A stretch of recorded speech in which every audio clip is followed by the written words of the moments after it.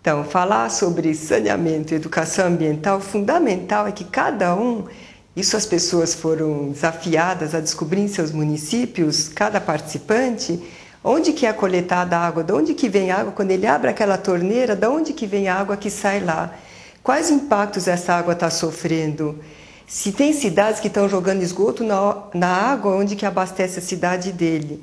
E se o esgoto que ele está lançando no rio vai prejudicar outros municípios também. Então, a realidade local é fundamental. E o lixo que a pessoa produz? Aonde que vai? É para um lixão? É para o aterro sanitário? Então, é fundamental, educação ambiental, conhecer a própria realidade. Então, os participantes foram desafiados a, cada um em seu município, pesquisar o que estava acontecendo. Fizemos também uma retrospectiva sobre a história do saneamento, como vem essa história lá, desde os romanos. Naquela época, o pessoal tinha muita consciência disso, o pessoal tinha hábitos de higiene, tinha aquelas termas que o pessoal ia. Depois chegou a Idade Média, foi complicado, que muitas cidades se fecharam, as pessoas foram morar nas cidades sem as mínimas condições de higiene. O esgoto era lançado pelas janelas, as pessoas usavam uma mesma roupa de manhã até de noite a vida inteira, essa roupa ia se desfazendo. E tomar banho, até pela Igreja Católica, não era necessário, era só necessário batizar. E isso gerou um monte de epidemias.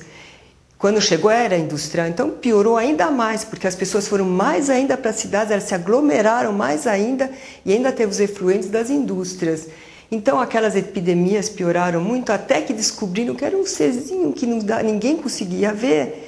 A evolução da ciência, que aí teve a conscientização de que o saneamento era fundamental e que surgiu o saneamento, tratamento de esgoto, tratamento de água, principalmente. As pessoas foram mais ainda para as cidades, elas se aglomeraram mais ainda e ainda teve os efluentes das indústrias. Então aquelas epidemias pioraram muito, até que descobriram que era um serzinho que ninguém conseguia ver. A evolução da ciência, que aí teve a conscientização de que o saneamento era fundamental e que surgiu o saneamento, tratamento de esgoto, tratamento de água, principalmente o tratamento de água, o tratamento de esgoto está começando hoje em dia, e tratamento do lixo. Então, hoje em dia ainda é uma realidade muito grande. Nas cidades, vê aquele rio todo poluído, passando aquelas crianças lá em volta do rio, só são os mais afortunados, sabe? As diferenças das classes sociais é muito forte em relação ao saneamento, uns são privilegiados e a grande maioria não. Isso tanto em termos de uma cidade como São Paulo, como em termos do Brasil, como em termos do mundo. Tem lugares que estão como o Japão, a França, evoluidíssimos, e tem lugares que realmente deixa a desejar. E por isso, hoje em dia, milhares de pessoas ainda morrem por falta de saneamento. Mas o saneamento, a gente frisou muito, foi o que conseguiu a nossa longevidade. Eu até brinquei, quem é mais importante? É o médico ou é o lixeiro? Quem que consegue a longevidade das pessoas, a saúde das pessoas?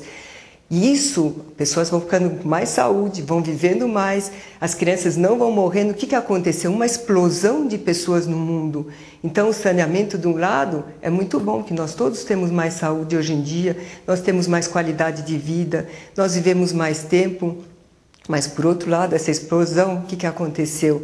As cidades, uma vão crescendo, outra vai crescendo, elas vão se misturando e o mundo inteiro está virando uma grande cidade em muitos lugares, principalmente na nossa região. Então, uma cidade que se chama conurbação, uma cidade vai crescendo, vai se ajuntando com a outra, e aí nós fizemos um jogo de quebra-cabeça. Esse jogo, em grupos, cada um montava as peças do seu quebra-cabeça formando um município, porque cada município tem uma realidade diferente. Alguns municípios estão lá montante, lá em cima, nas nascentes da bacia, então eles têm que ter um tipo de ação e jogam seus esgotos, mesmo que tratados, para os municípios que vão vindo abaixo. Então é importantíssimo ter essa visão de bacia hidrográfica. Aí o pessoal discutiu, cada um se sentiu num ponto da bacia hidrográfica, quem fica lá no fim da bacia hidrográfica assim, não, mas todo mundo joga os seus esgotos, a gente tem todos os problemas aqui. Mas é a realidade que cada município tem uma realidade diferente.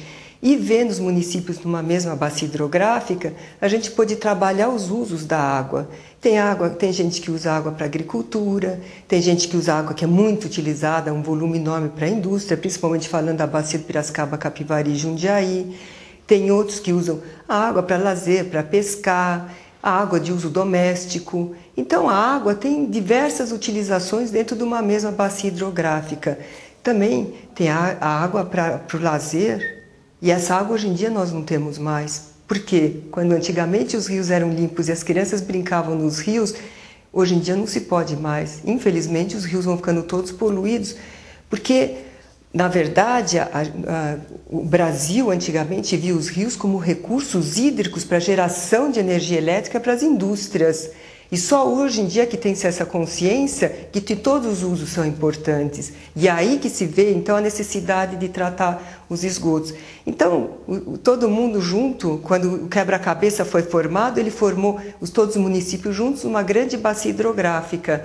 Aí todos discutindo, então, quais são as ações que têm que ser feitas nessa bacia hidrográfica.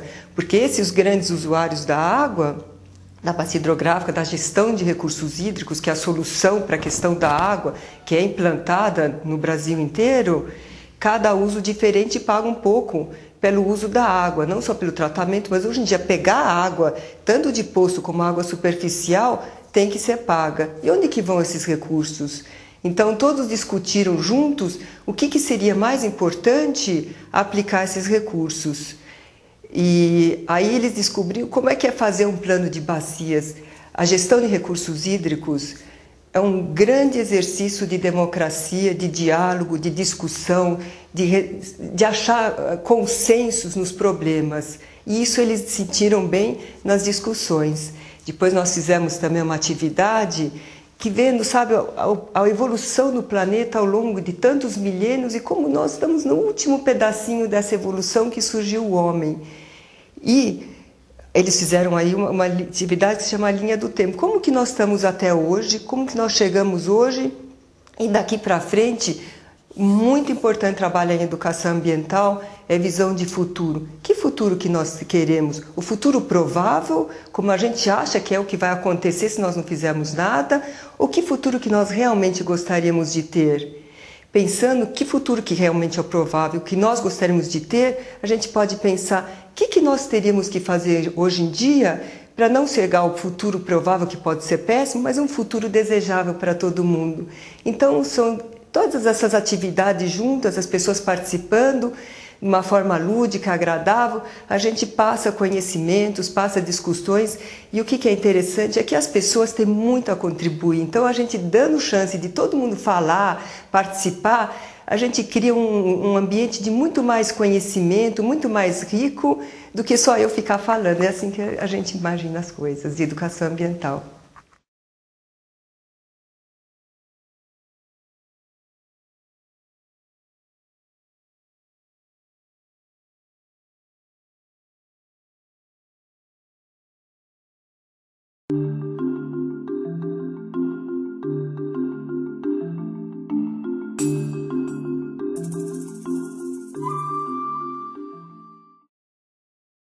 As bacias PCJ hoje, que possuem 5 milhões de habitantes, que abastecem mais 9 milhões de habitantes na Grande São Paulo através de um sistema chamado Sistema Cantareira, possuem uma criticidade muito grande. Nesse cenário todo, o saneamento tem um papel fundamental na garantia do balanço hídrico de uma região que hoje tem 7% do PIB nacional e principalmente tem uma carência de abastecimento bastante grande, com uma disponibilidade na casa dos 408 metros cúbicos por habitante ano, enquanto o Oriente Médio e a própria ONU recomenda próximo a 1.500 metros cúbicos por habitante por ano. Portanto, o saneamento na garantia da quantidade e qualidade de água nessa região é sinônimo de garantia do desenvolvimento, já que nós estamos vivendo um grande crescimento dessa região, com vários empreendimentos se implantando e principalmente um processo bastante grande de interiorização da Grande São Paulo para a nossa região, onde algumas cidades crescem taxas muitas vezes 2, 3 vezes maiores do que a própria Grande São Paulo. Portanto, o saneamento, na garantia da utilização de água e devolução dessa água